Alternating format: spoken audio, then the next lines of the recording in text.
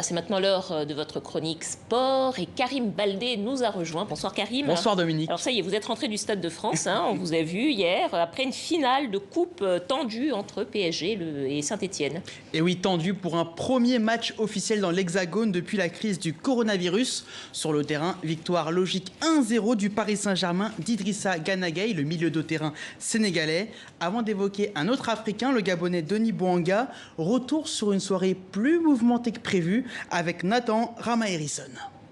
Un trophée au goût particulier.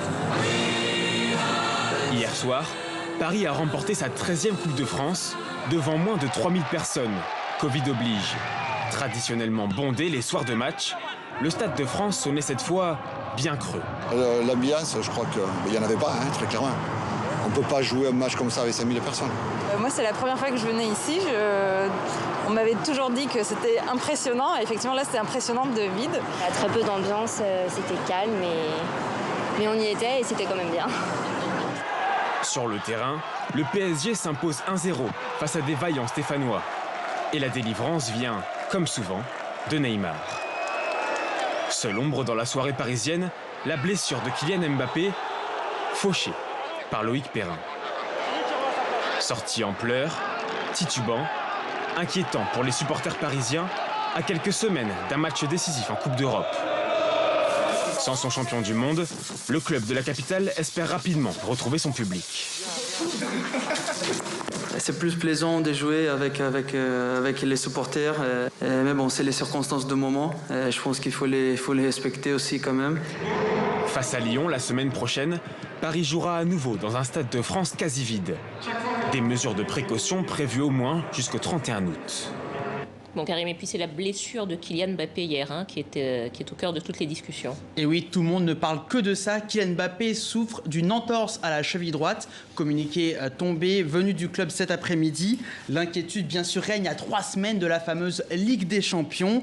Et après coup, les propos de Denis Bouanga à la mi-temps paraissent décalés. L'attaquant gabonais de Saint-Etienne, vous allez l'entendre donc à la mi-temps. Voilà ce qu'il pensait du tacle fatal de Loïc Perrin, son coéquipier. Malheureusement, il y a eu cette injustice. Voilà, nous, Verts, on ne comprend pas pourquoi c'est d'un côté et pas de l'autre. Mais bon, après, c'est comme ça. On essaye de rester dedans et d'imposer notre intensité. Mais dans la nuit, après avoir revu les images sans doute, le Gabonais change d'avis. Il y avait bien carton rouge au final, dit-il sur Twitter, où il affirme faire son mea culpa. Morale de l'histoire, ne jamais parler à chaud, de sages paroles et des regrets aussi chez Denis Bouanga, surtout qu'il a été parmi les meilleurs joueurs de son équipe hier soir. Bon allez, on va quitter les terrains pour continuer de suivre la saga de l'été, on peut appeler ça comme ça, en Côte d'Ivoire, l'élection du président de la Fédération de foot. Ah, ça déchaîne les passions. Hier, ici même, Théa Bazdarevic revenait sur l'association des joueurs ivoiriens dans la tourmente. Aujourd'hui, focus sur l'imbroglio autour du parrainage des arbitres. On va tout vous expliquer. C'est un enjeu crucial pour Didier Drogba, la légende de Chelsea et des éléphants. S'il veut déposer sa candidature, il doit avoir le soutien d'un des 5 groupements d'intérêt du football ivoirien. 4 d'entre eux, l'association des joueurs, des anciens footballeurs, celle des entraîneurs et celle des médecins, soutiennent Sori Diabaté et son adversaire.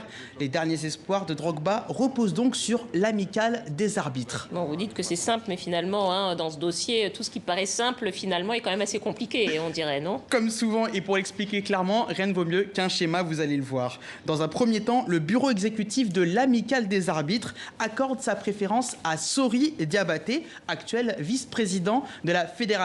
Ça, c'était dans un premier temps. Mais le lendemain, coup de théâtre. Un groupe d'arbitres dissidents conteste la légitimité de cet organe, du bureau exécutif donc, et en assemblée générale, ce groupe dissident décide de soutenir Didier Drogba. Le chef de cette contestation, Roland Danon, n'en démord pas. Pour lui, le président de l'AMAFSI, Souleymane Coulibaly, a fini son mandat depuis octobre 2019. Des propos contestés par le camp légitimiste, entre guillemets, de M. Coulibaly. On écoute les 2 sons de cloche au micro de notre correspondant Cléophas Mossala. Dans son illégitimité, il a osé réunir un groupe d'arbitres pour donner le parrainage à un candidat, chose que la base n'a pas appréciée et a convoqué une AG avec une pétition aux 2 tiers conformément à nos tests pour pouvoir faire une AG le 20 juillet dernier et donner le parrainage à un autre candidat à la personne de Didier Drogba. Je voudrais rassurer les arbitres de Côte d'Ivoire, il n'y a qu'une seule AMAFSI et dirigée par M. Koulibaly qui a la signature.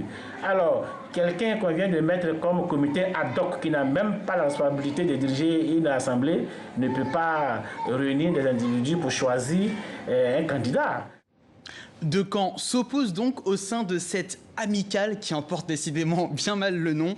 Et dans cette bataille, la fédération, elle, a donné raison au bureau exécutif, organe légitime selon elle pour décider de choisir le parrainage envers l'un ou l'autre des candidats. Voilà, on suivra cette saga estivale. D'autres rebondissements à venir. Voilà, d'autres rebondissements. Merci beaucoup Karim, à demain. À demain.